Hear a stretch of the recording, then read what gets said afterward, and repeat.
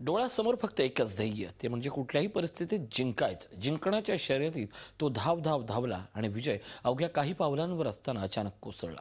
तो परत कधीच न उठण्यासाठी. पुण्याच्या रेसकोर्सवर धावत्या घोड्याच्या नशिबी आलेलं हे वीरमरण उपस्थित प्रेक्षकांना चटका लावून गेला. नाव कॉन्टिनेंटल. शर्यत हमखास जिंकणारा अशीच त्याची ख्याती. तगडा, दमदार आणि चपळ. रविवारी झालेल्या डर्बीमध्ये सगळ्यांच्या नजरा कॉन्टिनेंटलवरच खेळल्या होत्या. शर्यतीमध्ये 10 घोड्यांचा समावेश होता.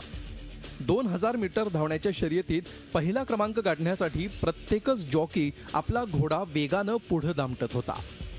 घोड्यांनी अक्षरशः वाऱ्याचा वेग गाठला होता. अंतिम लक्ष अवघ्या 50 मीटरवर येऊन ठेपलं होतं. अपेक्षेप्रमाणे कॉन्टिनेंटल घोडाच आघाडीवर होता. मात्र किती धावायचं याचं भान कॉन्टिनेंटल हरवून बसला. त्यातच त्याचा घात झाला आणि कॉन्टिनेंटल अचानक खाली कोसळला. त्याच्यासोबत जॉकी सूरज नरहेडू हा सुद्धा कोसळला. तात्काळ वैद्यकीय पथकानं जॉकी सूरजला हॉस्पिटलमध्ये दाखल केलं.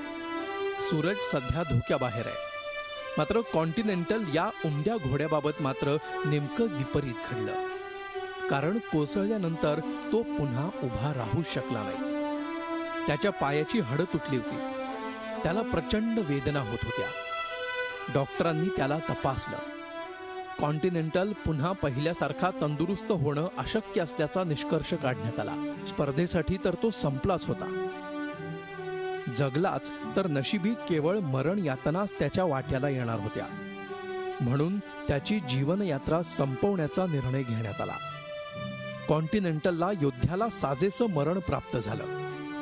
शर्यती गणित कोट्यवधींचा खेळ करणारा हा लाख मोलाचा घोडा धावता धावता धारातीर्थी पडला. मात्र जाता जाता मनुष्य प्राण्याला एक मोलाचा धडा देऊन गेला.